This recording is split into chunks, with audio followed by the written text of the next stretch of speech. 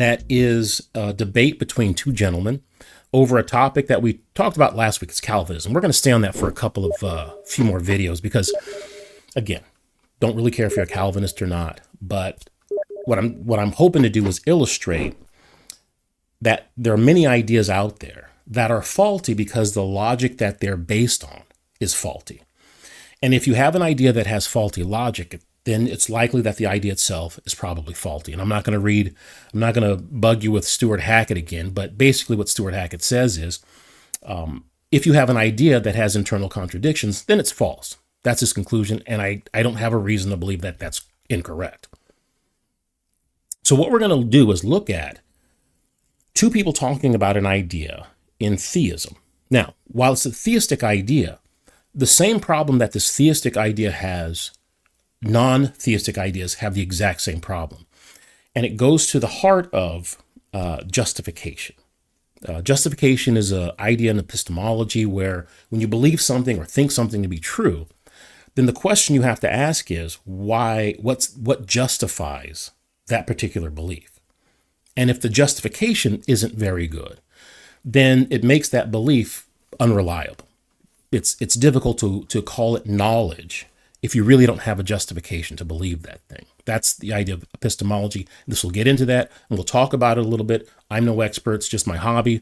But we'll do some reading so you can at least have a jumping off point to look for yourself. And at bottom, that's what I want you to do. I don't want you to take my word for anything. I want you to get your own resources, do your own study, and check what I'm saying, whether or not it's strong ideas or not. That's what this is all about, is everybody thinking for themselves, not just listening to somebody and going by what they say. And in this video we're going to look at, you're going to see why, well, at least this is one of my favorite debates that I've seen. I've seen this a few times. It's as entertaining as a debate gets, but not for the reasons that I think they had intended.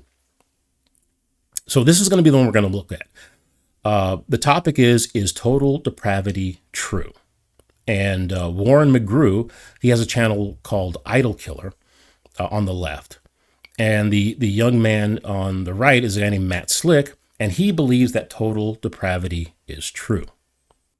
Now, total inability, for those of you who aren't familiar with the topic, it's a theistic topic found in this idea called Calvinism. And the idea is something like, because of what happened with Adam and Eve, we were damaged, depraved, broken, whatever. And because of that, we don't operate the way God had intended it for us to operate.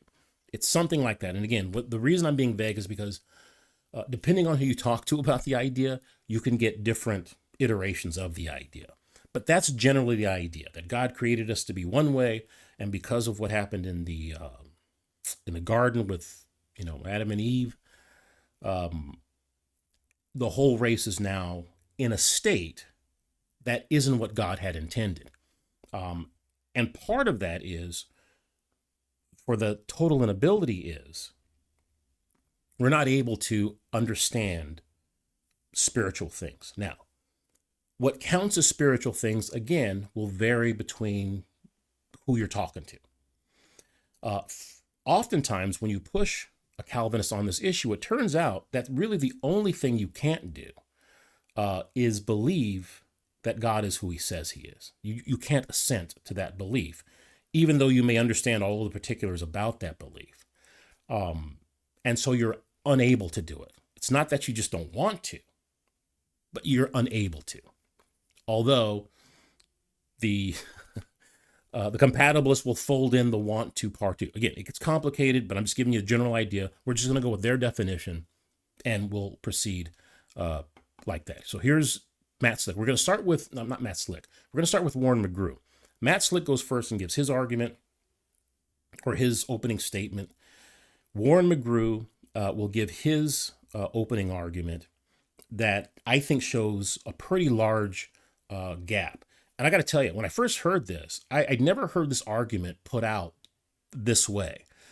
It's not a new argument because, again, well, maybe I haven't mentioned this, but while this is a theistic discussion here, the same problem that Warren McGrew is going to point out atheists who are naturalists or physicalists or particular kinds of atheists have the exact same problem.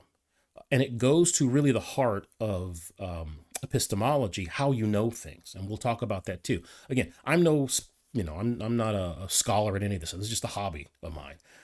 But I enjoy reading about it and listening to the arguments and understanding it. So as we go through this, I'm going to stop the video quite often, and I hope it doesn't become a problem. But it's just that there's a lot of information coming out. And I think it's important to, rather than, taking a low resolution view of what's going on, we're going to try and stop it and take a very high resolution of what some of the ideas that are being said and some of the I think, problems with some of these ideas. So we're going to start with Warren McGrew, and he's going to tell you why he thinks total ability is true. And again, I'll be stopping it throughout the video so we can zoom in on some of the ideas. Yeah, Tip 4, you got about 30 seconds left. If you want I'm good. It's all right. You're good to go. All right, Mr. Warren. Thank you for the opening statement, Matt. All right, Warren, you're up for your 10-minute opening statement. Sure. Tonight's debate topic asks the question, is total depravity true? Leading up to the debate, Matt asked me to define total depravity and agreed to the following definition. Quote, total depravity asserts that as a result of Adam's transgression in Eden, all his progeny are born spiritually dead, condemned, and possessing his sinful nature. As Calvin and the various Reformed confessions state, our soul, flesh, will, and intellect are thoroughly corrupt and naturally incapable of rightly understanding God or seeking after him. The first thing I wanted to point out before it gets too far into it is that it's very, very, very, very important when you're trying to understand an idea. And remember, what I'm hoping to do is to show you how to draw out information. I'm not trying to show you how to win a debate or be right or anything like that. Don't even care about that. Ideas are either good and stand on their own, which means you don't really have to defend them. You just have to explain them. Or ideas are very, very bad, which means those problems, if not resolved, lets you know that it's a bad idea. What I'm hoping to do is just draw out the information, or hopefully show you how you can draw out information so you can make your own decisions about these things rather than falling prey to a lot of the rhetorical BS that goes on in these debates. And there's a lot of it, unfortunately. But the important thing I wanted to point out is that the smart thing that Matt and Warren did was they, before the debate, they got together and said, this is what we're going to talk about. Let's define it so we're talking about the same thing. And if you remember a few videos ago, one of the things I had mentioned is oftentimes when people aren't connecting and talking past each other, one is they are using terminology, labels, something that we're going to challenge here, at least a couple. We're not going to get too far into it. But either A, they're talking about two different things, and they've never taken the time to say, well, when you say this word, what do you mean? And so they're talking about two different things, or one or more of the parties is really not there to learn or understand anything. They're there to fight and win a debate, which means they really don't care. They like that the ambiguity of terminology because it allows them to slip and slide and not be pinned down so they can walk away thinking that they've done something. What I like what they've both done here is they've taken the time. We're going to define our terms, or at least the topic. Now we'll know, are they talking about the topic or are they talking about something else? And if they're talking about something else, we can ask questions as to why we're talking about something else. Or, hey, let's get back on topic. That's a very smart thing he did. What he also did was, and I talked over it because I talked too much, but he defined what total inability is. Leading up to the debate, Matt asked me to define asserts that as a result of agreed to the following definition. Quote, total depravity asserts that as a result of Adam's transgression in Eden, all his progeny are born spiritually dead, condemned, and possessing his sinful nature. As Calvin and the various Reformed confessions state, our soul, flesh, will, and intellect are thoroughly corrupt and naturally incapable of rightly understanding God or seeking after him. We're incapable of even disposing ourselves to such reform, end quote. Now, in various articles on CARM and teaching videos, Matt has described the effects of total depravity, saying, quote, man cannot understand spiritual things. And Now, this is going to be an important definition going forward. Because again, as I said, depending on who you're talking to, you're going to get different definitions, and they will vary slightly or quite a bit. But we're going to go with that definition that because of the effects of sin, man cannot understand spiritual things. That's what we're going to use. All right, let's go. end quote. Now, this echoes Reformed confessions such as the 1655 Midland Confession, which tells us to, quote, consent not with those who hold that God has given power to all men to believe, end quote. Now, total depravity is often called total inability because it teaches that we're created incapable of knowing God, crying out to him for help, understanding and believing spiritual truth, and must first be regenerated, undergoing a fundamental change in our nature or given a special type of enabling grace so that we can or will understand and respond to spiritual truth. Now, the question being... So, again, it's important to note that for the Calvinist, under the Calvinist idea, you start off having no ability to understand spiritual things. Zero. In this particular definition, again. I'm not going to keep saying it, but in this particular definition. So then how do you get out of that?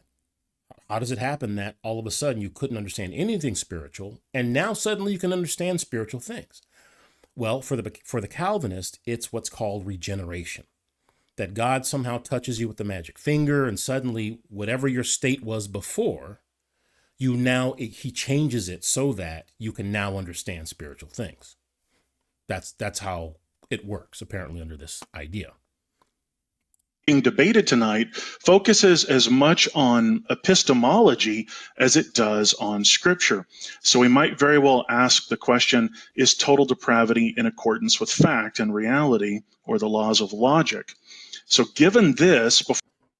So again, and I hate to keep stopping it, but again, there's a lot of information coming out here. So epistemology is the idea or the study in philosophy of how you know things, generally speaking. Again, I'm not an academic. I'm just like a hobby of mine. But epistemology is different from something called ontology or metaphysics in general. Metaphysics in general, and maybe ontology is part of metaphysics. If I'm screwing it up, if you're a philosopher out there, please forgive me, because again, I don't know exactly what's going on, but there's the idea of what exists, and then that's ontology or metaphysics. And then there's the concept of, well, then how do I know what is real? Or how do I know the things that I believe are an accurate representation of what's actually out there, the way the world really is? So you believe things about the world. And the question is, well, how do you know that you're not seeing something that isn't actually there? Well, that's part of epistemology. It's just basically the study of how we know things. And again, as basic as I can get, because it gets very complicated. The idea is, if you're going to believe something, then there has to be some sort of a justification for that belief. Otherwise, that belief probably isn't the case, or there's no reason to actually believe it. So the study of the justification of your beliefs is a big part of epistemology, and there's all kinds of ideas that go into it. But when Matt says this is just as much about epistemology as it is scripture or theology, he makes a very important point.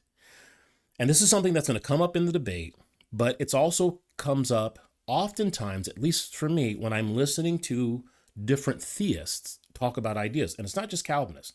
All kinds of theists will say this thing. They'll be talking about some theological idea. And then someone will challenge it on logical grounds. The fact that there's a contradiction there, or there's some problem, two ideas that can't actually go together. And the response from the theist is, well, you're just using what he'll say man's philosophy. And I'm using scripture, okay? In my opinion, it's just pious BS and nonsense. Because from my perspective, if an idea isn't logical, it's a bad idea. But some theists sort of carve out this space in reality where ideas, because they call them theological or because they say they got it from scripture, they don't have to make sense. And they're good with it, which is fine. But to me, it's a huge mistake. And so what Matt is saying is, if this total inability is true, what he's asking is, does it pass the test of logical scrutiny? That's what he's talking about with epistemology. And for me, because when you listen to this debate between Calvinism and non-Calvinism, there is, I don't know, untold hours of debates of this scripture says this and that scripture says that, and that's people if you're reading it. And the scripture wars, again, go on ad nauseum. Is that a word? Is that the word I want? Ad nauseum? For me, I don't even go there. It's not that I won't refer to a scripture, but if I refer to a scripture, my question is, does it make sense, logically speaking, to understand it in a particular way? So for me, logic is the foundation. Scripture comes second. And I know a lot of theists are like, oh, that's heresy. I don't know how you get it. Matter of fact, I think Matt is one of those guys. I don't believe that even a little bit. Logic is first. Logic is primary. Scripture comes after logic. And if your logic is bad, your scripture is probably going to be bad, or your belief or understanding about the Bible is probably going to be bad. But if your logic is sound, then it's far more likely that your ideas about God and about the Bible are also going to be really good ideas because they're logically sound.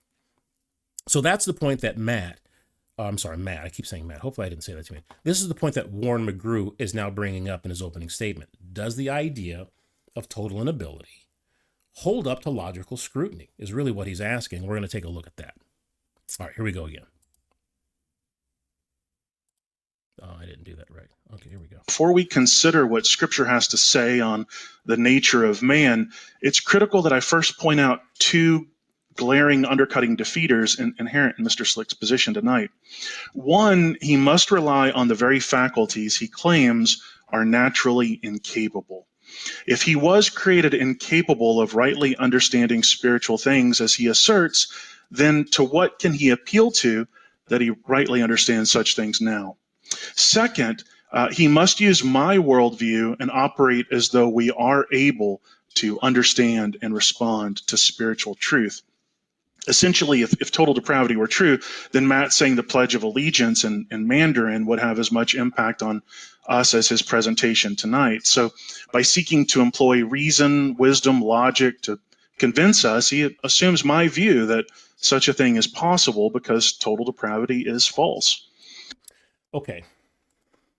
That's the basic argument. He's going to go on and talk about some other things that are important. We'll probably get to those too. But again, so we don't get too far ahead of ourselves, let's just look at a couple of ideas before we get too far. This is a book that I always recommend. I think it's a fantastic book, and much of what I understand about this, I get from this particular book. It's a fantastic book because while it asserts that philosophy from a Christian viewpoint, what's wonderful about it is it gives you a whole bunch of ideas, both theological and non-theological ideas, that sort of talk about the same subject, and you get to understand a little bit about all of them. And I think it's a pretty fair portrayal of all ideas. Whenever you're investigating any kind of a thing, you just don't want the perspective of the person who believes the thing. You want the perspective of other people who challenge those ideas because, again, you're trying to draw as much information as possible. You're not trying to pick a winner. If you get as much information as possible, then you have a better chance of properly representing what the real world looks like, or at least that's how it seems to me. So this is going to be a book that we're going to get into, and we're going to just highlight or talk about epistemology for a second, because I think Matt makes a very good argument. And the argument that he makes is basically this. If I understand the world, or my cognitive faculties are trustworthy, then my ideas and my beliefs are also trustworthy and reliable. But if my cognitive faculties are not reliable, then my ideas and my beliefs are also not reliable and questionable. So it's really the reliability of your cognitive faculties that I think is at the crux of I keep saying Matt, Warren McGrew's argument. It's not Matt, it's Warren McGrew. I've got Matt on my brain, but that's a problem. All right, here we go. Okay, according to, we're going to start here. This is in the book, The Philosophical Foundations for a Christian Worldview, talking about epistemology and something called warranted true belief. So Alvin Plantinga wrote a book called, I can't think of the word. Warranted true belief? I don't remember. Christian belief? I don't remember the name of the book, but he wrote a book where he laid out this argument, and it was mainly against, I shouldn't say mainly, part of it was against naturalism. Because again, if you're a naturalist, someone who doesn't believe that God is real and everything happened by, chance, randomness, you have the exact same problem as to the reliability of your beliefs, your cognitive faculties or noetic equipment. But just as a definition, it says, according to Plantinga, knowledge is warranted true belief. So if you know something or saying that you know something, that means you believe something about the world, and that belief is warranted or justified by something else. Okay? A belief has warrant for some person just in case that belief was formed by cognitive faculties that are functioning properly and in accordance with a good design plan in a cognitive environment appropriate for the way those faculties were designed, and when the design plan for our faculties is aimed at obtaining truth. Okay. The important point here is that, according to Plantinga, warrant is a normative notion, and an essential part of warrant is that our faculties are functioning properly. That is, functioning the way they ought to function. Okay. So it's important to note that this is this is kind of the main issue with the idea of your cognitive faculties, your ability to know something, being either damaged or unreliable or incapable of knowing truth. Because again, it kind of locks you out of the knowledge game. If your faculties aren't reliable, then you can't actually know things. And again, this is not just a problem for theists who subscribe to total inability. This is also a problem for atheism. So just to demonstrate why it's also a problem for the non-theist is, sometimes what people will claim, and we'll see this in this debate between Warren McGrew and Matt Slick.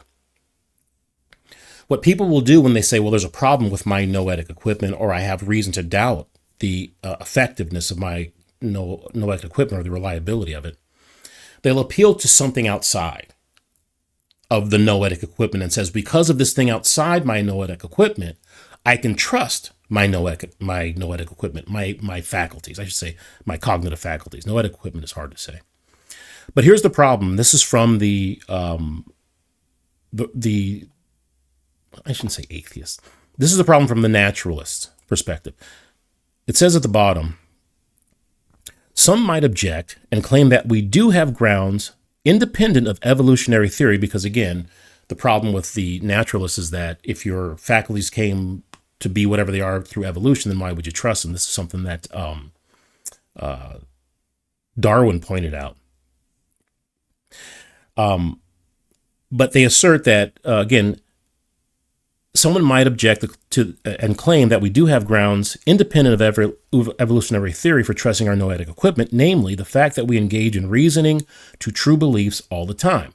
But, says Plantinga, such a claim is pragmatically circular in that it alleges to give a reason for trusting our noetic equipment, but the reason itself is trustworthy only if those faculties are indeed trustworthy.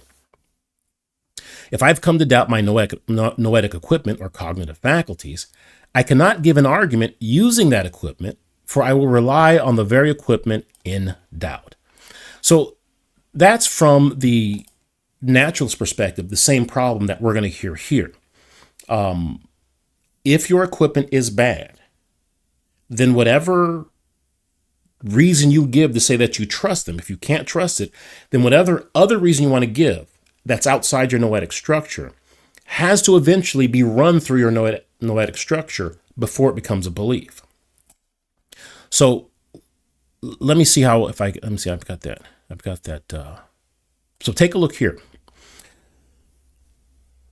So your noetic structure is a person's belief plus the relationships among those beliefs. Some beliefs serve as the basis or foundation of other beliefs, and the foundation beliefs are called basic beliefs. The beliefs based on them are also called non-basic beliefs. Now, here's the problem, and I always have to draw pictures when I'm doing this because it's too much information for me to do on my own. But here's what I call an epistemic tract. This is not a technical term. I just made it up because I had to call it something. On the left side is the circle represents your cognitive faculties, your noetic equipment. That's all of the things that you use to take in data and understand the world and represent that data. The representations of that data are in the right circle.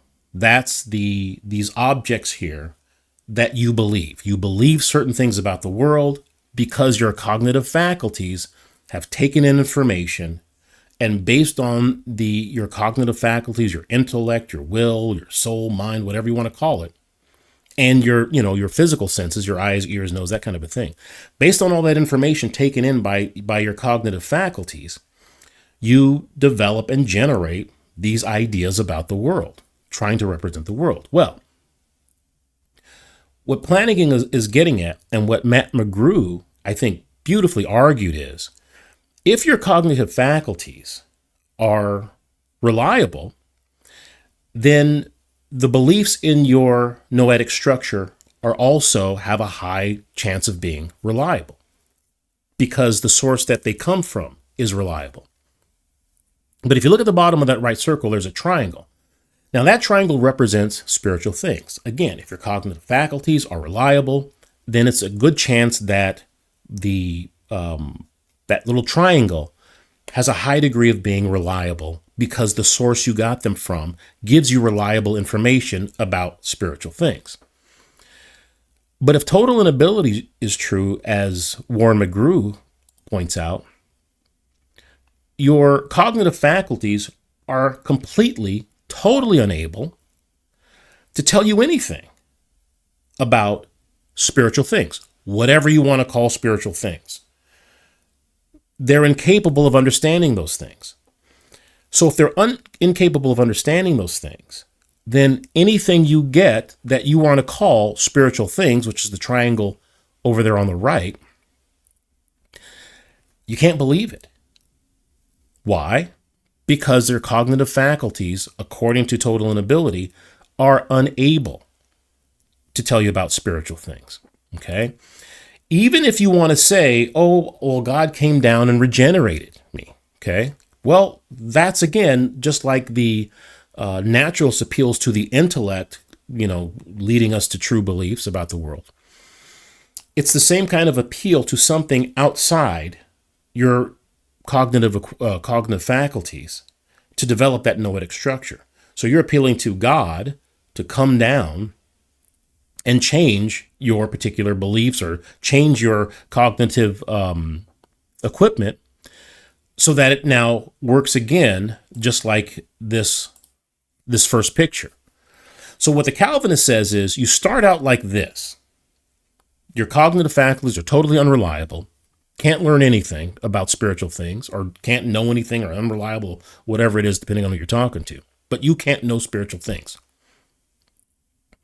What they'll tell you is, well, God came down and regenerated me, so now my cognitive faculties are working well. And now I can understand spiritual things because God fixed my cognitive faculties.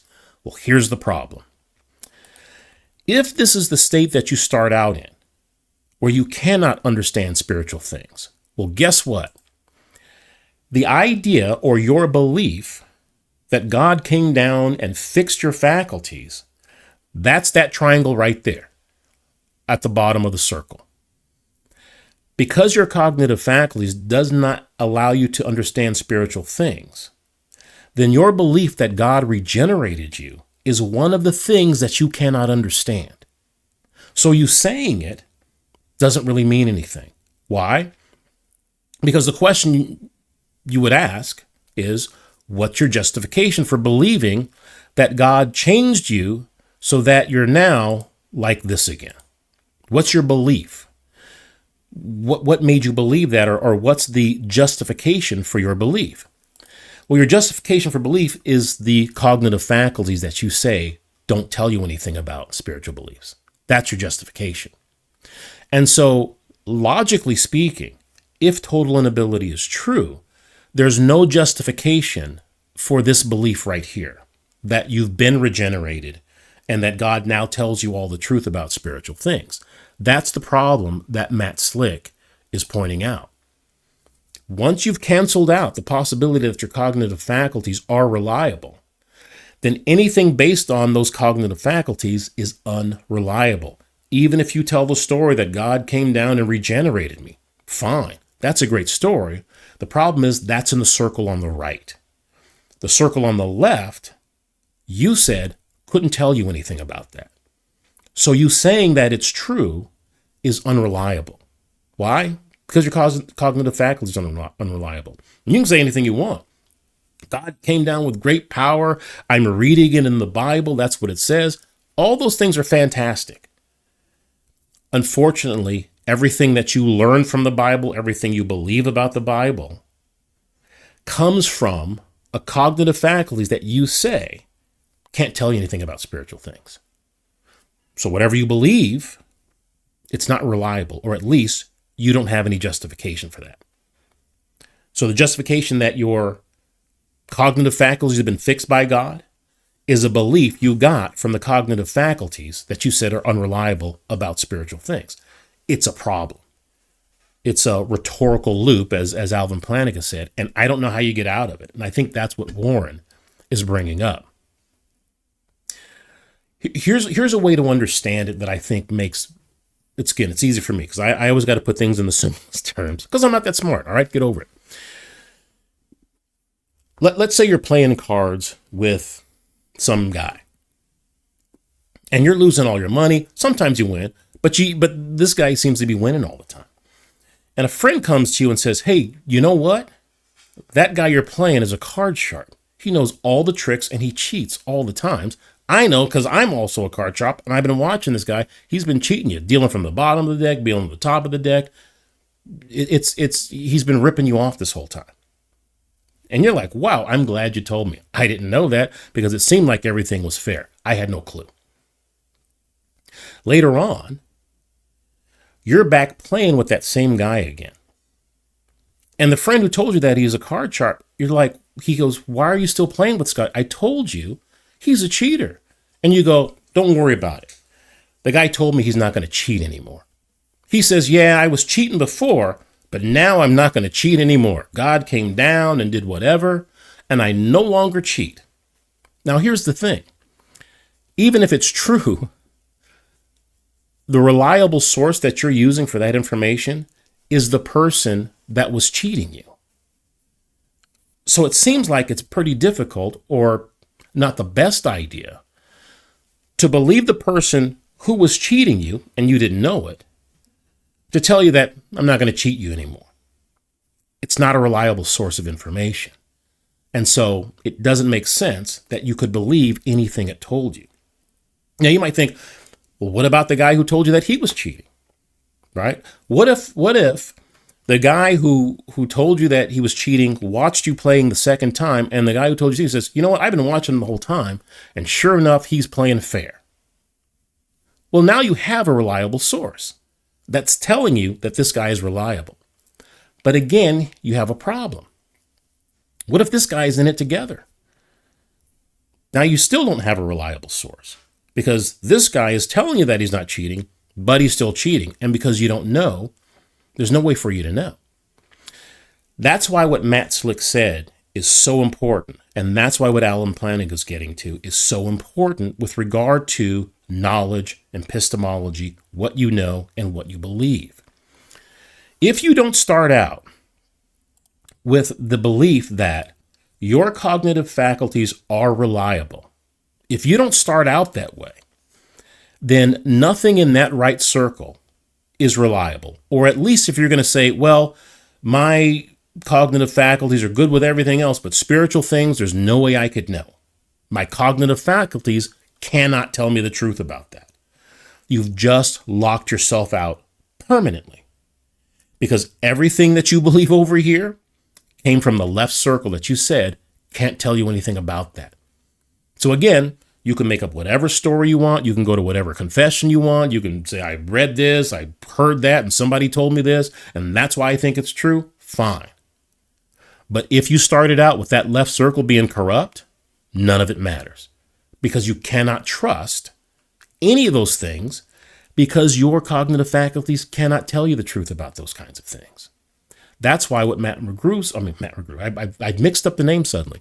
That's why Warren McGrew says, even to get to the point that God regenerated you, you have to assume that your cognitive faculties are reliable. And that's why Warren McGrew says for Matt to even argue his position, he has to assume my position that our cognitive faculties are reliable so we can understand spiritual things. Otherwise, it seems pointless to even have the conversation. Because if, let's say that Matt thinks that Warren McGrew is incapable of understanding spiritual things, I don't know why you're talking to him about anything spiritual.